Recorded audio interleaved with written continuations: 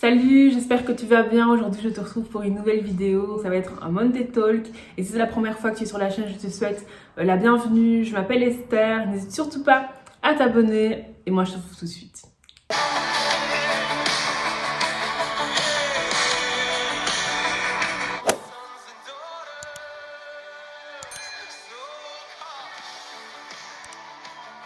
Et aujourd'hui, on va aller dans le livre de la Genèse au chapitre 4 et on va commencer la lecture à partir du verset 2. La Bible nous dit: Abel fut berger et Caïn fut laboureur. Au bout de quelque temps, Caïn fit à l'Éternel une offrande des fruits de la terre et Abel de son côté en fit une des prémices nées de son troupeau et de leur graisse. L'Éternel porta un regard favorable sur Abel et sur son offrande, mais il ne porta pas un regard favorable sur Caïn et sur son offrande. Caïn fut très irrité et son visage fut abattu. Et l'Éternel dit à Caïn: Pourquoi es-tu irrité et pourquoi ton visage est-il abattu? Certainement, si tu agis bien, tu relèveras ton visage, et si tu agis mal, le péché se couche à la porte et ses désirs se portent vers toi, mais toi, domine sur lui. Cependant, Caïn adressa la parole à son frère Abel, mais comme ils étaient dans les champs, Caïn se jeta sur son frère Abel et le tua. L'Éternel dit à Caïn: Où est ton frère Abel? Il répondit: Je ne sais pas. Suis-je le gardien de mon frère? Et Dieu dit: Qu'as-tu fait? La voix du sang de ton frère crie de la terre jusqu'à moi. On va pas lire la suite, mais je t'encourage vraiment à lire la suite parce que c'est vraiment très intéressant. Il y a vraiment beaucoup de choses à dire sur les passages qu'on vient de lire, mais ce qui va vraiment retenir notre attention pour cette vidéo, c'est vraiment les recommandations en fait que Dieu va faire à Caïn. Pourquoi? Parce qu'en fait, ici, donc c'est l'histoire de Caïn et Abel. Donc Caïn et Abel, ce sont des frères. Enfin, c'était des frères. Et c'était les enfants, en fait, de Adam et Ève. Et là, en fait, on voit le premier meurtre de l'histoire de l'humanité. Parce qu'il faut vraiment qu'on comprenne que lorsque Adam et Ève ont commencé à se reproduire, lorsque Adam et Ève ont commencé à avoir des enfants, ils étaient déjà dans le royaume des ténèbres. C'était après la chute. Et donc, quand ils ont commencé à se reproduire, la nature pécheresse était transmise, en fait. Et donc, c'est comme ça qu'on peut voir Caïn qui tue son frère. On voit le premier meurtre de l'humanité. Pourquoi? Parce qu'à ce moment-là, en fait, il y a déjà eu la chute de l'homme. À ce moment-là, le diable a déjà pris autorité sur la terre. Et donc, à ce moment-là, la nature pécheresse a déjà été transmise. Et donc, on voit le premier meurtre. Et ça, c'est d'ailleurs confirmé dans Genèse 5, pour ton information. Lorsque la Bible nous dit: Lorsque Dieu créa l'homme, il le fit à la ressemblance de Dieu. Il créa l'homme et la femme. Il les bénit, il les appela du nom d'homme lorsqu'ils furent créés. Adam, âgé de 130 ans, engendra un fils à sa ressemblance selon son image. Donc quand Adam et Ève ont commencé à avoir des enfants, ils étaient à l'image de Adam, à la ressemblance de Adam, mais c'était après la chute. Donc forcément, la nature pécheresse était déjà présente et donc ils naissaient déjà en fait dans le péché. Ce qui est très intéressant, c'est que ici en fait on voit donc les deux frères Caïn et Abel, ils vont tous les deux faire une offrande à Dieu, mais Dieu va avoir une réaction différente en fonction des frères. Caïn va être irrité, son visage va être abattu.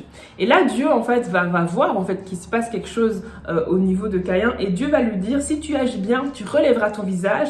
Et si tu agis mal, le péché se couche à la porte et ses désirs se portent vers toi, mais toi, domine sur lui. Et ce qu'on va voir après, c'est que la Bible nous dit: cependant, Caïn adressa la parole à son frère. Donc malgré en fait les recommandations de Dieu, Caïn n'a pas su bien agir, Caïn n'a pas su relever son visage et Caïn n'a pas su dominer sur le péché. Les conséquences ont été assez dramatiques parce que voilà, il y a une personne qui est morte, c'est son propre frère qui est mort. Et en plus, quand on lit à partir du verset 11, on voit en fait toutes les conséquences qui vont s'attacher à ça. Comment est-ce que Caïn va se retrouver errant et vagabond, etc., etc. Aujourd'hui, en fait, il y a beaucoup de personnes qui prennent des décisions, qui font des choix qui sont vraiment poussés un peu comme par des pulsions. C'est-à-dire qu'ils n'arrivent pas vraiment à se maîtriser, ils n'arrivent pas vraiment à dominer en fait sur ce qu'ils ressentent au fond d'eux. Alors que ici en fait, Dieu a clairement dit à Caïn en fait qu'il était capable de dominer en fait sur le péché. Dieu a clairement dit à Caïn qu'il était capable en fait de passer outre ce qu'il ressentait, de passer outre ce qu'il voulait faire pour justement que ça ne finisse pas en catastrophe. Et aujourd'hui, il y a énormément de personnes qui vivent des situations, qui sont face en fait à certaines circonstances où ils sont comme poussés à prendre certains choix, à prendre certaines décisions qui parfois peuvent avoir des conséquences dramatiques. Pourquoi? Parce que ces personnes-là ne savent pas en fait dominer en fait sur ces choses. Vraiment comprendre en fait, c'est que nous sommes dans une meilleure situation que Caïn. Pourquoi? Parce que par la grâce de Dieu, nous sommes dans la nouvelle alliance. Par la grâce de Dieu, nous sommes dans le temps de la grâce. Jésus-Christ est déjà mort à la croix. Jésus-Christ a déjà porté nos péchés. Nous sommes vraiment dans une meilleure situation dans le sens où si Jésus-Christ a porté nos péchés, pourquoi est-ce que nous devons encore les porter? Si Jésus-Christ a été brisé pour nos iniquités, pourquoi est-ce que nous devrions encore être dans l'iniquité? Donc, à cause de cet échange qu'il y a eu à la croix, nous sommes dans une meilleure situation en fait que la situation de Caïn et d'Abel. Aujourd'hui, j'aimerais vraiment qu'on puisse comprendre à quel point on n'est pas obligé de continuer à être esclave des pulsions, esclave du péché, esclave des addictions. On n'est pas obligé de continuer à être esclave de ces choses-là. Dans le monde, en fait, les gens diront on a tous des prédispositions, on a tous des défauts, on a tous des conditionnements. Les gens vont utiliser tous ces termes en fait pour justifier tous ces mauvais comportements, toutes ces mauvaises décisions. Mais nous, en tant qu'enfants de Dieu, nous savons qu'il y a quelqu'un qui a payé à la croix pour ça. Dans le livre des Actes, au chapitre 3, il y a un verset qui m'a énormément marqué lorsque j'ai médité dessus. Et c'est un verset en fait qui dit que c'est à vous premièrement que Dieu, ayant suscité son serviteur, l'a envoyé pour vous bénir en détournant chacun de vous de ses iniquités. Le fait qu'on puisse être détourné de nos iniquités, le fait qu'on puisse avoir une victoire sur le péché, c'est une véritable bénédiction. C'est la Bible elle-même qui le dit. Et aujourd'hui, j'aimerais vraiment t'encourager à réaliser cela, à prendre conscience de cela, à prendre conscience en fait de cette vie autre en fait que tu peux vivre en fait, une vie où tu peux dominer en fait sur ces circonstances, une vie où tu peux dominer sur ces pulsions, une vie où tu peux dominer sur ces choses. Peut-être que toi tu es là et tu me regardes et tu te dis mais j'ai déjà essayé tellement de fois, j'ai déjà fait tellement d'efforts mais je n'arrive pas à avoir la victoire sur ces choses-là. Il y a quelque chose en fait de très fort qu'un homme de Dieu a dit dans un livre que je lisais, où il disait en fait que finalement on peut avoir une victoire sur le péché quand on comprend en fait par la foi que c'est Jésus-Christ qui a vaincu le péché. Connecté à une fréquence de foi où on se dit que je peux vaincre ce péché-là, pas parce que j'ai fait des bonnes actions, pas parce que je suis quelqu'un de bien, mais parce qu'en fait, Jésus-Christ a déjà vaincu. Et par la foi, en fait, on se connecte à cela.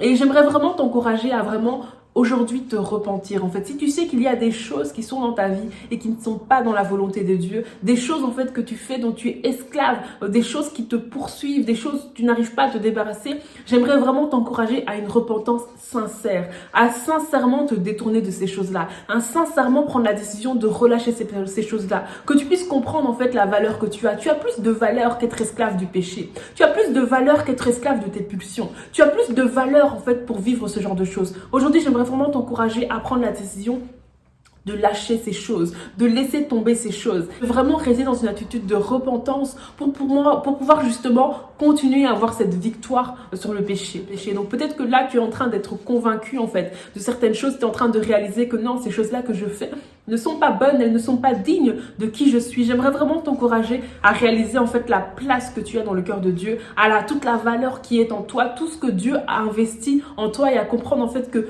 à cause de tout ce que Dieu a mis en toi, à cause de la valeur que tu as, être esclave du péché, être esclave de ses pulsions, c'est beaucoup trop bas pour toi. À cause de ça, en fait, prendre la décision vraiment de laisser tomber avec ces choses-là. Et nous allons vraiment prendre un temps de prière pour que ces choses-là puissent totalement te lâcher et que tu puisses vraiment avoir une victoire sur ces choses-là dans le nom de Jésus-Christ. Alléluia. Seigneur, je te remercie, Seigneur, pour ce message. Je te remercie pour mon frère. Je te remercie pour ma sœur. Tu sais ce que mon frère traverse. Tu sais ce que ma sœur traverse. Alors que ma sœur a pris la décision de confesser, a pris la décision de se repentir, je proclame vraiment une délivrance totale dans le nom de Jésus-Christ. Que mon frère, ma sœur soient totalement délivrés. Qu'ils puissent totalement dominer sur ces choses qui l'oppressaient. Qu'ils puissent totalement dominer sur ses pulsions. Totalement dominer sur ces choses qui n'étaient pas de toi dans le nom puissant de Jésus-Christ. Qu'ils puissent totalement dominer dessus au nom de Jésus. Je proclame une victoire totale, Seigneur. Une victoire totale sur ces choses des ténèbres dans sa vie dans le nom puissant de Jésus-Christ. Et qu'il puisse vraiment aller de gloire en gloire. Et qu'il puisse être un sujet de témoignage autour de lui. Un sujet de témoignage de comment est-ce que, Seigneur, tu l'as sorti de ces choses-là, tu l'as sorti de cette boue, tu l'as sorti de ces péchés et comment il peut vraiment témoigner de la puissance de la croix, que le sang de Jésus-Christ est puissant, que la victoire que tu as eue à la croix, Seigneur, c'est une victoire dont nous pouvons jouir aujourd'hui. Merci Seigneur pour ce que tu fais, merci pour qui tu es Seigneur, et que tu puisses véritablement être celui sur qui nous pouvons nous appuyer au nom de Jésus-Christ. Amen. Amen, amen, gloire à Dieu. Vraiment, je bénis le Seigneur pour ta vie et je veux vraiment t'encourager. Tu peux avoir une victoire sur toutes ces choses, tu peux dominer sur toutes ces choses, pas par tes propres forces, mais vraiment à cause de ce que Jésus-Christ a fait à la croix. C'est parce que Jésus-Christ a eu une victoire sur le péché que nous pouvons avoir une victoire sur le péché dans nos vies. Et rappelle-toi vraiment que la culpabilité ne vient pas de Dieu. La Bible nous dit dans le livre de Jean, si nous confessons nos péchés, il est bon et juste pour nous pardonner et pour nous justifier de toute iniquité. Donc la culpabilité ne vient pas de Dieu si on sait qu'on s'est éloigné de la volonté de Dieu, d'un cœur sincère et repentant, parce qu'il ne faut pas se moquer de Dieu. Donc d'un cœur sincère, on va dans la présence de Dieu, on se repent et on prend des décisions pour vraiment changer et puis on continue notre marche avec lui. Mais il ne faut surtout pas tomber dans la culpabilité qui ne vient absolument pas de Dieu. En tout cas, je te remercie vraiment d'avoir suivi cette vidéo jusqu'au bout. J'espère vraiment qu'elle t'a béni. Si c'est le cas, n'hésite surtout pas à la partager autour de toi. Et moi, je te retrouve jeudi pour continuer notre série sur la fin des temps. Et puis lundi prochain pour le Monday Talk. Merci encore d'avoir suivi cette vidéo jusqu'au bout. Et à très bientôt pour une prochaine vidéo.